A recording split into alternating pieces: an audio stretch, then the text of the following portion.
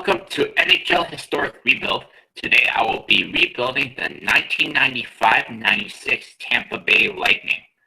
We start at the 1995 NHL Draft. With the first pick in this draft, we are going to select Jarome Iginla. Jarome Iginla is going to be a Hall of Famer when it's said and done. Jarome Iginla would immediately change the fortunes of the franchise. At this time, the Tampa Bay Lightning were not such a good franchise. They went on to have a really bad season this season, and they just missed out on the playoffs the following year after the 95-96 season. They would have an even worse record. So if they had drafted Jarome Iginla, they would have a player to build around. We follow up the pick of Jarome Iginla with Marc Savard. Marc Savard would be the center to Jarome Iginla.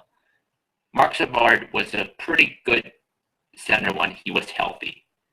If he didn't get the concussion, he would still be playing. Mikka Kiprusoff is the next pick. He would go in the late rounds, but Mikka Kiprusoff would be a goalie of the future, as right now we still have Darren Puppa. And the last pick of this draft will be Stephane Robidas. Stephane Robidas would be one of the defensemen we look to play in our top four, as right now we really don't have a lot of good defensemen.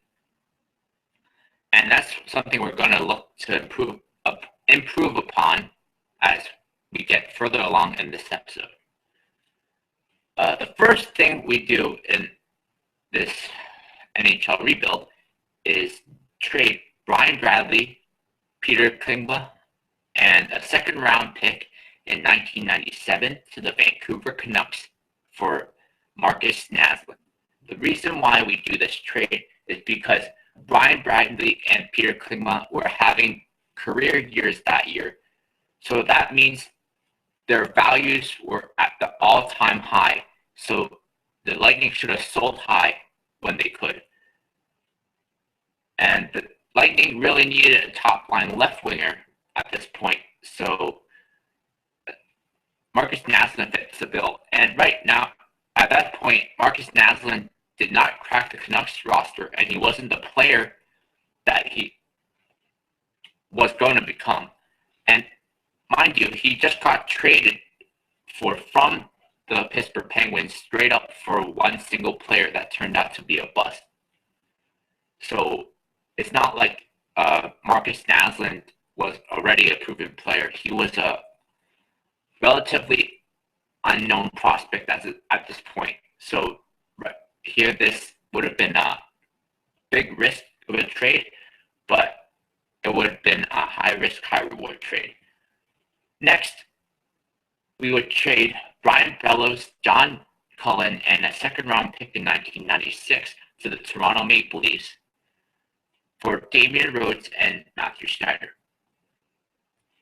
Bryan, Bellows, and John Cullen are two players that should play on a contending team, as they are veteran players that could help a contending team. Unfortunately, the Lightning are not going to be contending anytime soon, so you might as well trade them to a team that could use them, right?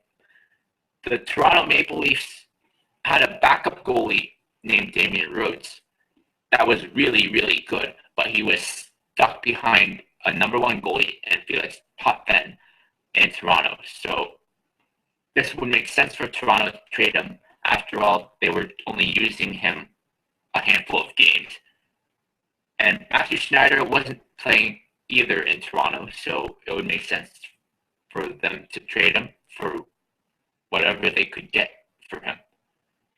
So it ends up to be two players that actually did pan out, but in hindsight, it works out. But back then, this would have been a good trade for Toronto, as they were not really using either of these players.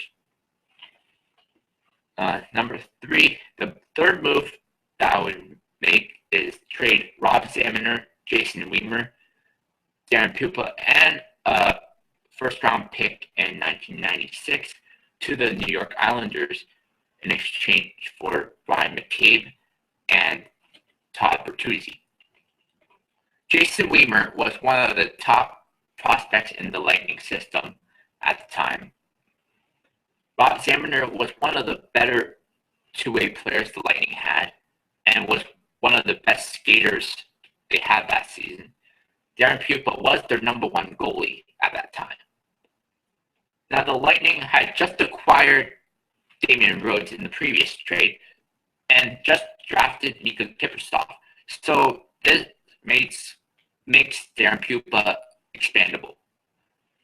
This trade is a trade that you absolutely must make because McCabe is the puck-moving defenseman that the Tampa Bay Lightning really need, and Todd Bertuzzi would be your promising young power forward for the future, and you get to play him alongside Marcus Naslund. Oh, now we're getting to the picks that the teams got in exchange for the players. With a second-round pick in 1997, the Vancouver Canucks would select Maxim Afinogenov. With the 1996 second-round pick, the Maple Leafs selected Henrik Telinder in this situation. And the 1996 first-round pick, which went to the Islanders, was used to select Marco Sturm. So that's how it panned out.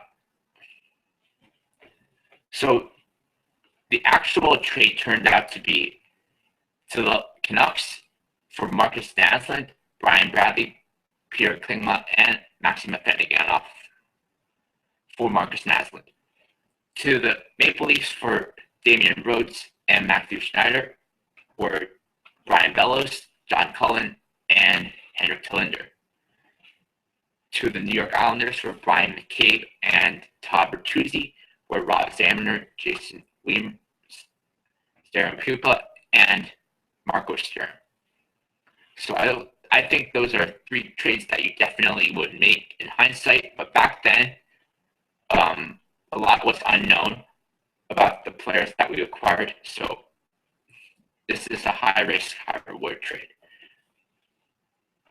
So at the end of this, we would have added via trade Marcus Naslund, Todd Bertuzzi, Damien Rhodes, Matthieu Schneider, and Bryan McCabe. By draft, you would have added Jarome Iginla, Marc Savard, Mikka Kiprusoff, and Stephane Robidas. They would have lost Brian Bradley, Petr Klima, Brian Bellows, and Rob Zamuner, as well as John Cullen, Jason Weimer, and Darren Puppa, as well as a first-round pick in 96, second-round pick in 96, and second-round pick in 1997.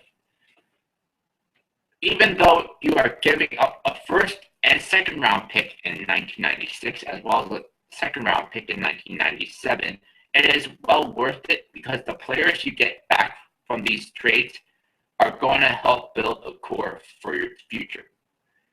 With the additions of the players we add here, the Lightning will be poised to be a contending team in 2 to 3 years, rather than the amount of time they took to build a contending team. Next, we rebuild the 1997-98 Vancouver Canucks.